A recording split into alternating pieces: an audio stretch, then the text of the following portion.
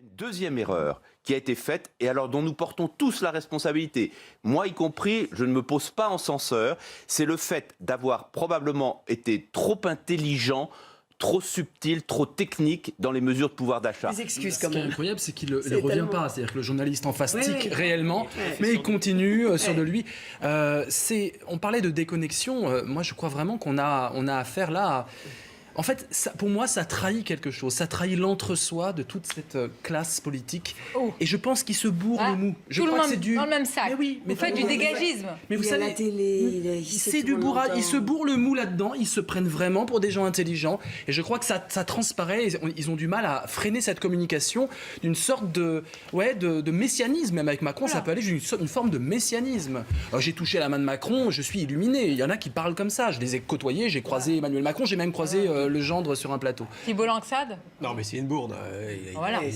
Incontestablement, c'est une bourde. Pour moi, c'est pas une bourde. Ça reflète certainement ce qu'il pense réellement et il l'a exprimé simplement. Je vois pas pourquoi c'est une bourde. Il n'aurait pas dû le dire. Ça, c'est sûr qu'il est d'accord avec ça. C'est différent entre c'est une bourde et tout le monde peut évidemment se tromper et être frustré, ou alors. Ordinairement, les institutions, ce sont des canaux de communication entre les gouvernés et les gouvernants. Or, aujourd'hui, on voit que ces canaux sont bouchés. Les institutions ne permettent plus la communication entre les citoyens et leurs représentants.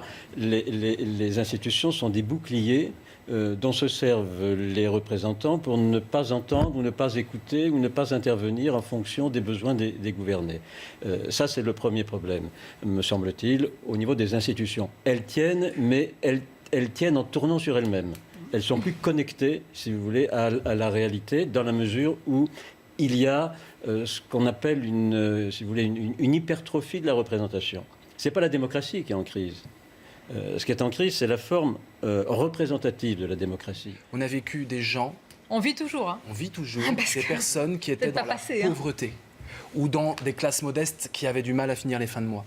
Aujourd'hui, ce qu'on voit, c'est une sorte de récupération idéologique de ce qui s'est passé en termes de citoyenneté. Alors, la citoyenneté, c'est bien, c'est pas polémique, tout le monde doit être citoyen, tout le monde doit discuter. Quand on n'arrive pas à discuter, on tombe dans la violence. Ces schémas-là, à mon avis, ne sont pas opératoires. En fait, ce que l'on voit avec les Gilets jaunes, et ce qu'on va voir, et c'est pas pour rien que ça s'internationalise, ou en tout cas qu'il y a une propension à s'internationaliser. J'étais à Lisbonne, ils ne parlent que de ça là-bas. Non, mais que de ça là-bas, il y a 3 jours. Que de ça, les Gilets jaunes, les Gilets jaunes, les Gilets jaunes. Forcément. Mais forcément. Tous les médias sont braqués sur la France. C'est l'image aussi de notre pays, on va en parler. C'est le retour d'un refoulé, ce qui s'appelle la lutte des classes. Un truc très oublié de toute la critique, même la critique de gauche. On voit simplement qu'il y a une sorte de gouvernement un peu des riches pour les riches, une sorte de plutocratie, si vous voulez le terme technique, même pas d'oligarchie, de plutocratie. C'est vraiment les riches qui sont favorisés et ceux qui disent on en a ras-le-bol de cette organisation. Alors, c'est pas tellement on a envie de s'exprimer, d'ailleurs ils peuvent s'exprimer sur Facebook. C'est fondamentalement, fondamentalement le retour, le retour de tout un pan de la société. Mais ils votent. Attendez, on va pas pour les assumer. Ils votent pas pour les communistes. Ils votent pas pour l'extrême gauche. Et pourquoi ils s'abstiennent? Pourquoi ils votent pas pour les communistes? Ils sont d'accord avec vous. C'est la question qu'il faudrait poser. Il y a une autre.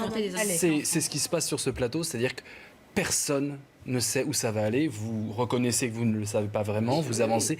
Personne. C'est tout à fait nouveau. C'est un mouvement qui prend conscience de moyens nouveaux, de moyens de lutte et de moyens de lutte sociale, mais aussi de moyens de viralité. C'est un mouvement extrêmement viral, surfant sur Internet. Donc ça, c'est tout à fait nouveau. Et constamment attaqué. Vous ne rappelez pas, Vincent Cespedes, le nombre de manifestants. C'est pas pour vouloir le minimiser, mais quand même, il y a un moment, il faut que vous le rappeliez parce que vous parlez. Mais l'impact symbolique. Il y a les faits.